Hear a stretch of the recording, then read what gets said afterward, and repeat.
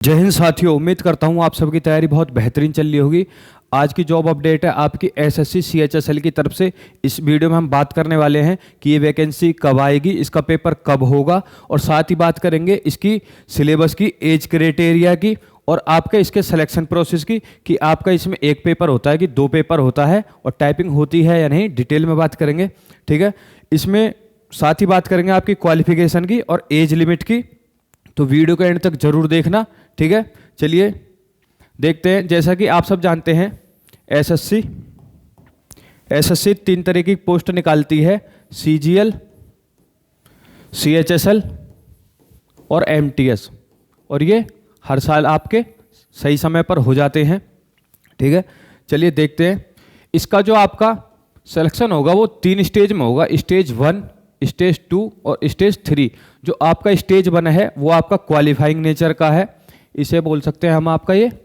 चाहे आप इसमें बटे में बटे ले आए, पूरे के पूरे नंबर ले आए, उससे भी कोई बेनिफिट नहीं है, आपको सिर्फ क्वालिफाई किया जाएगा। स्टेज 2 के लिए जो सबसे ज़्यादा इंपॉर्टेंट है वो है आपकी स्टेज 2, इसी से आपकी मेरिट लिस्ट बनती है। और स्टेज 3 रहेगी आपकी डॉक्यूमेंट वेरिफिकेशन की। और ये ऐसी वैकेंसी है, ना तो इसमें आपकी हाइट की ज़रूरत है, ना ही रनिंग की, और ना ही इसमें कोई आपका फिजिकल लिया जाता है। जिन बच्चों की शिकायत रहती है कि सर हमारी हाइट नहीं है और हम सरकारी जॉब लगेंगे या नहीं, तो उनके लिए बहुत ही ज़्यादा गोल्डन अपॉर्चुनिटी है।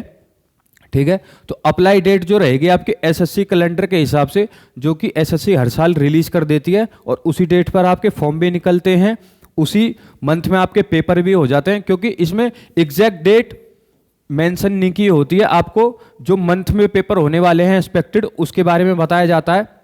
तो आपकी अप्लाई डेट जो होगी वो रहेगी 2 अप्रैल, लास्ट डेट आपका 1 मई रहेगी। पूरा का पूरा आपको 1 महीना मिलेगा, और एग्जाम जो टेंटेटिव है यानी कि संभावित है, वो आपका जून से लेकर के जुलाई तक, इन दोनों महीनों में से किसी एक महीने में हो जाएगा। क्वालिफिकेशन की बात करें तो आपके सिर्फ इसमें 12th रहेगी। और बहुत बच्चों के कमेंट रहते हैं कि सर मैंने फिजिक्स, बायोलॉजी और केमिस्ट्री से क्या है, क्या मैं फॉर्म भर सकता हूँ? सर मैंने कॉमर्स 12th से क्या है, क्या मैं फॉर्म भर सकता हूँ? आपने किसी भी स्ट्रीम से 12th की हो तो आप इस फॉर्म को भर सकते हैं, चाहे वो कॉमर्स हो, पीसीएम हो, फिजिक्स केमिस्ट्री मैथ हो, चाहे वो बायोलॉजी से आपने 12th की हो। ठीक है, चाहे आपने आर्ट साइड से 12th की हो, तब भी आप इस फॉर्म को भर सकते हैं, बशर्ते है कि आपने 12th क्लास की हो। ठीक है, एज लिमिट की बात करें, और साथ ही मैं आपको बता दूं, बहुत बच्चों के कमेंट रहते हैं, हालांकि ये सिली सी चीज़ है, बहुत छोटी चीज़ है, कि सर मैंने यूपी बोर्ड से किया, क्या मैं भर सकता हूं? मैंने आईसीएससी से किया है, मैंने सीबीएसई से किया है। तो आपने किसी भी बोर्ड से 12th की है, सिर्फ आपकी क्वालिफिकेशन 12th होनी चाहिए, तो आप फॉर्म भर सकते हैं। एज लिमिट की बात करें तो जनरल ईडब्ल्यूएस के लिए 18 से लेकर 27 एज है। ओबीसी के लिए 3 साल का रिलैक्सेशन मिल जाता है। नॉर्मली आप देखेंगे एसएससी के में और रेलवे के एग्जाम में ओबीसी के लिए 3 साल का रिलैक्सेशन होता है, एससी एसटी के लिए 5 साल की एज रिलैक्सेशन होता है। ठीक है, देखते हैं एग्जाम पैटर्न की, जो कि आपका स्टेज 1 है, और ये आपका क्वालिफाइंग नेचर का रहेगा। इसके नंबर मेरिट लिस्ट में आपके नहीं जुड़ेंगे। तो जो आपके इसमें सब्जेक्ट रहेंगे, मैथ, रीजनिंग, इंग्लिश और जीके। मैथ में इसके आपके 25 क्वेश्चन रहेंगे 50 नंबर के, यानी कि आपके टोटल एक क्वेश्चन रहेगा 2 नंबर का। रीजनिंग में आपके 25 क्वेश्चन रहेंगे 50 नंबर के, इंग्लिश में 25 क्वेश्चन 50 नंबर के, जीके के 25 क्वेश्चन 50 नंबर का। टाइम आपको 1 घंटे मिल जाएगा। टोटल आपके 100 क्वेश्चन रहेंगे 200 मार्क्स के। ठीक है, नेगेटिव मार्किंग आपकी 1/4 रहेगी, यानी कि आपने 4 आंसर गलत किए तो आपका एक क्वेश्चन जो है, जो आपने ठीक किया, वो काट लिया जाएगा। साथ ही मैं आपको बता दूं कि आपका ये सीबीटी बेस होगा, ये यानी आपका कंप्यूटर बेस्ड टेस्ट। जितने भी एसएससी के एग्जाम हो रहे हैं 2016 से, वो सीबीटी बेस ही हो रहे हैं, यानी ये आपका पेपर होगा ऑनलाइन। ठीक है, और ये ऑब्जेक्टिव बेस रहता है।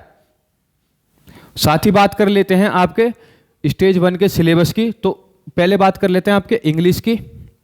ठीक है, तो इसमें एरर है आपके, फिल इन द ब्लैंक्स हैं, सिनोनियम एंटोनियम्स हैं, होमोनियम्स है, spelling detecting miss spelled word है, ईडियम फ्रेसिस हैं, 1 वर्ड सब्स्टिट्यूशन है, improvement of sentence, active passive voice है। ठीक है, conversation into direct into indirect narration है, सफलिंग ऑफ सेंटेंस पार्ट है, जब आपको सफल करके दे देगा, कोई आपका पूरा सेंटेंस रहेगा उसको टुकड़ों में बांट देगा, PQRS या फिर ABCD, आपको उसमें लाइन बाय लाइन आपको उसको सजाना पड़ता है। ठीक है, क्लोज टेस्ट रहते हैं, इनको भी हम फिल इन द ब्लैंक्स कहते हैं, कॉम्प्रिहेंशन रहता है। और ये रहे आपकी, ये हो गया आपका इंग्लिश का सिलेबस। आप चाहें तो इसका स्क्रीनशॉट ले सकते हैं। बात करें जनरल इंटेलिजेंस की, जिसको हम रीजनिंग भी बोलते हैं। ठीक है, इसमें आपकी वर्बल एंड नॉर्मल वर्बल सारे आएंगे, जैसे कि आपकी analogy, symbolic operation, number analogy, trends, figural analogy, space orientation, semantic classification, Venn diagram, number classification, drawing inference, figural classification, punched hole, pattern folding, unfolding semantic series, figural pattern folding and completion, number series, embedded figure, figural series, critical thinking, problem solving, emotional intelligence, word building, social intelligence, coding and decoding, numerical operation and other topics. ठीक है, आप चाहें इसका screenshot ले सकते हैं, मैंने वैसे एक एक करके आपको ये सारी चीजें बता दी हैं। इससे बाहर आपका एक भी क्वेश्चन नहीं आएगा। ठीक है, आगे देखते हैं, मैथ की बात कर लेते हैं, जिसे हम क्वांटिटेटिव एप्टीट्यूड भी बोलते हैं। इसमें आएगा आपका number system, fundamental of arithmetical operation, जिसमें आपका percentage, ratio and proportion, square roots, average, interest. Interest में क्या आता है आपका, सिंपल इंटरेस्ट और compound interest, profit and loss, discount, partnership, mixture and alligation, time and distance and time and work.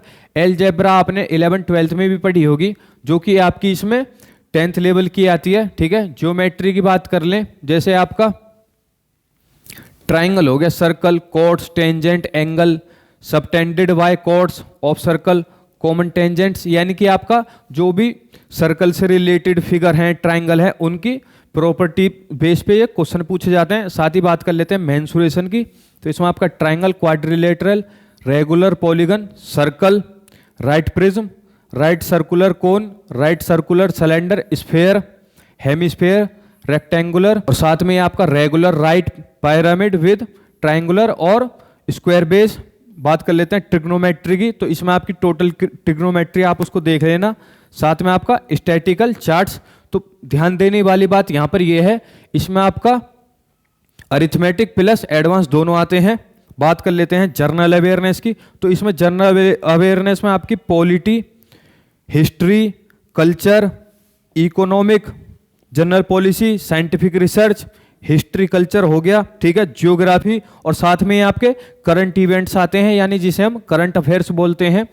और ये जो आपका मैंने सिलेबस बताया है, उसके लिए मैं आपको आगे किताब भी बताऊंगा, आपको ये सारे टॉपिक जो हैं कौन सी किताब में मिल जाएंगे। ठीक है, बात करते हैं स्टेज 2 की। स्टेज 2 पे आपकी मेरिट लिस्ट लगेगी।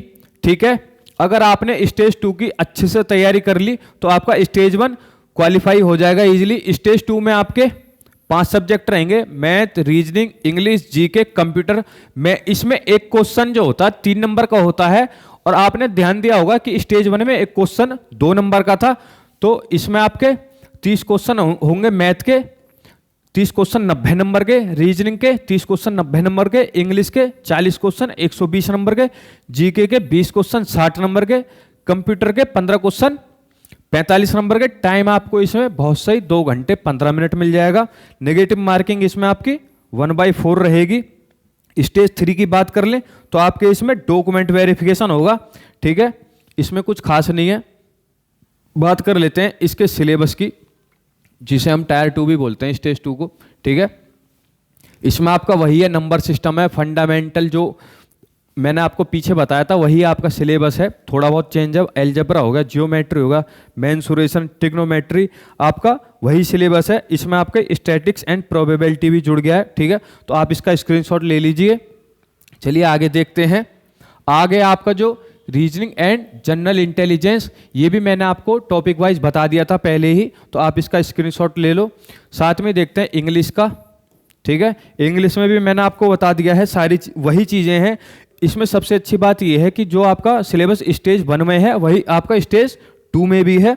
साथ में आपका जर्नल अवेयरनेस है, आप इसका भी स्क्रीनशॉट ले लीजिए। ठीक है, आगे देखते हैं, बात करते हैं कंप्यूटर की। ठीक है, तो जो आपका कंप्यूटर है वो स्टेज 1 में नहीं आता है। तो कंप्यूटर बेसिक की बात करें तो कंप्यूटर बेसिक में आपके क्या क्या टॉपिक हैं? ऑर्गेनाइजेशन ऑफ कंप्यूटर, सीपीयू जिसे हम सेंट्रल प्रोसेसिंग यूनिट भी बोलते हैं, ये लिख रहा है आपका। Input output, computer memory, memory organisation, backup devices, ports, window explorer, keyboard shortcut. बात करें सॉफ्टवेयर की, window operating system including basic of Microsoft Office, MS Word, MS Excel, PowerPoint. जिस बच्चे का बैकग्राउंड कंप्यूटर रहा होगा वो सारी चीजें जानता ही होगा, और वैसे भी हम नॉर्मली 10वीं तक तो कंप्यूटर पढ़ते भी हैं। ठीक है, working with internet and emails. ठीक है, basic of networking and cyber security, networking devices and protocol, network and information security threats like hacking, virus, worms, Trojan and preventive measures. तो ये सारे आपके सिलेबस में मैंने आपको बता दिया क्या क्या टॉपिक हैं। साथ में मैं आपको इसकी किताबें भी बता देता हूं, जैसे कि मैं हर वीडियो में आपको बताता हूं कि सबसे बेस्ट बुक है आपकी डॉक्टर RS अग्रवाल की मैथ की, अंगणित की।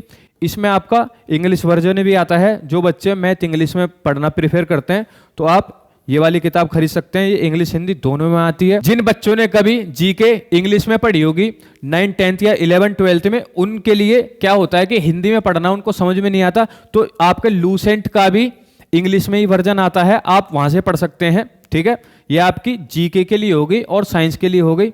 साथ में बात करें आपकी अरिहंत, ये आपकी मास्टर रीजनिंग है। इसके अगर आपने एक एक टॉपिक कर लिए जो मैंने आपको बताए थे सिलेबस में, वो आपको सारे टॉपिक इसमें मिल जाएंगे, तो आपके अच्छे खासे नंबर बन जाएंगे।